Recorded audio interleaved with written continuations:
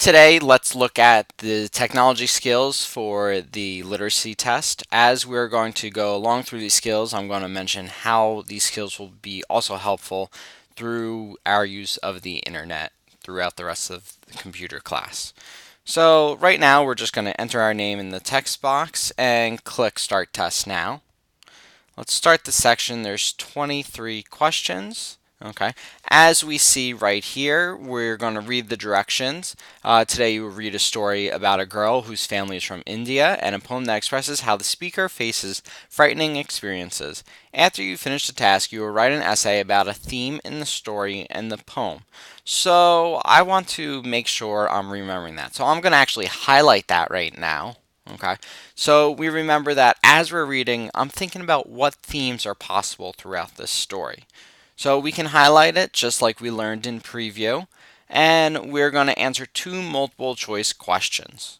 Remember, we can always write our notes in the notepad about the story. So if I want to write, this story is about a girl from India, we can write that, always exit out, go back and write more notes. And we have the answer eliminator up top. Now for the answer eliminator, as we know, if I know an answer is not hover, I'm definitely going to exit out, and now I narrowed it down to 3. So it'll help me decide easier which answer I would like to choose. If you think hover may be an answer, you can easily uncheck it again and go back to the pointer and select your answer. If you're unsure about a question and you want to visit it later, to help you remember, we can easily flag the question for review. So let's go to the next question. So right here we're going to select 3 phases, and as you notice, my pointer finger will become a hand. When it's a hand, I can easily select. So remember, 3 pieces of the argument. How do I know 3 pieces? Because it says right in my directions. And I'm just going to select my 3 pieces. Question 3 is a multiple choice. Same with number 4 and 5. Number 6, I'm going to have to toggle between both poems, which will let me know about going back and forth between them. Just like we do on the internet, inside Safari and any other internet browser, we can toggle between 2 internet browsers by just clicking on them. And if we need help while we're reading, we can use the line reader, and which will help us read one line at a time. Now this line reader is very large, so what we can do is actually we could bring it over and bring it down as many lines as we would like. So however we want, and we can block everything else out if we would like to do that as well. So we can only bring it down so far, okay, right there, and we can just bring it through. Maya Angelou writes this, life doesn't frighten me. We can get rid of the line reader, and if we need a better way of seeing, we do have the magnifier that we can move around the screen. Okay, let's hide the magnifier. Let's go to question 7.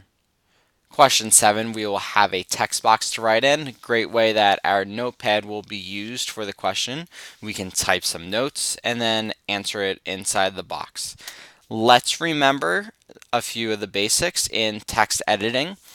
B stands for bold, I stands for italic, U for underline.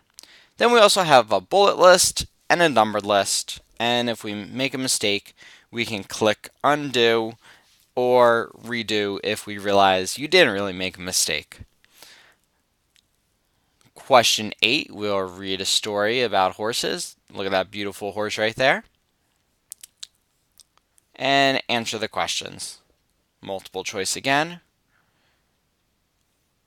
As we scroll down through everything to watch it, we have the same story. Well, different story. Over here, as you notice, we have our hand. So what does our hand mean? We can click on it, but also it changes over to a crosshairs, which means now we can drag it over to any answer that we would like. If we make a mistake, we can easily click on the X and it will go back to blue. How do we know that we selected an answer? Yep, it turns yellow. Same story. Let's go to question 11. Ooh, wow, look at all those horses in the river. A lot of great information here about the wild ponies. Number 12, same thing. We have multiple choice. Same with 13. And on 14, we have where we can toggle back and forth. Just like on any type of internet, going between two tabs. And also, we will click and drag. Make sure you read the directions. So right up here, we have a bigger amount of directions where it tells us to complete the chart by dragging and dropping. 15 will be a video clip. We will easily just click on play.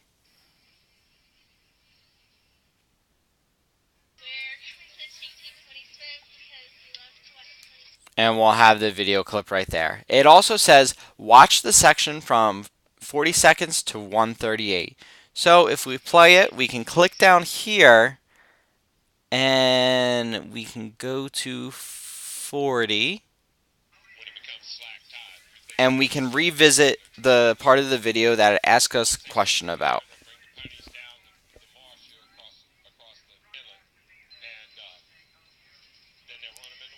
So as we answer question B, we can always revisit certain ways to see what they are asking us specifically.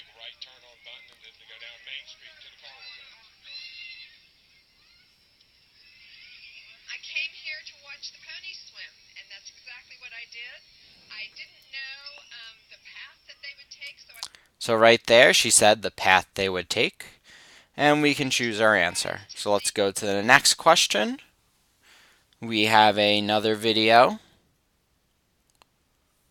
We write our answer for 17. 18 is multiple choice. 19, let's read the directions. You notice we went from circles to squares. What could the squares mean? Something we learned in math. All right. Based on the story, which phrase best described the shoes? Select 3 phrases. So they're going to change into text box. So let's change this over to 3 phrases. And just like the math and anything in Google Docs as well, the squares represent checkboxes most of the time. Now remember, you can select as many as you want, but our directions say to choose 3. 20 is a multiple choice, same with 21, also with 22, and finally 23 is a small box that we would have to write a response to the question in. So that is the tech skills needed for the literacy assessment, which I know you've all been learning, and it will help you a lot as you go through the internet for doing research as well.